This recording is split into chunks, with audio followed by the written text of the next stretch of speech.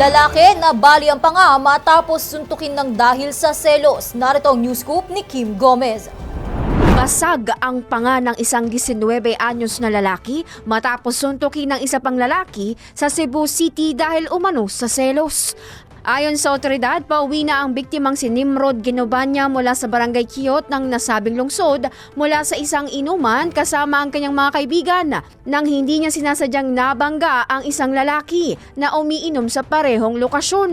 Nagalit umano ang salarin at naghintay sa kanila sa labas ng establishmento at bigla na lang sinuntok si Nimrod sa panga. Nang makauwi, inireklamo ng biktima sa kanyang pamilya ang namumula niyang muka at nahihirapan siyang ibuka ang kanyang bibig dahilan para isugod siya sa ospital. Ayon sa ama ng biktima, naiinggit umano ang salarin kay Nimrod dahil malapit sa kanya ang dating kasintahan habang sila ay nag-iinuman.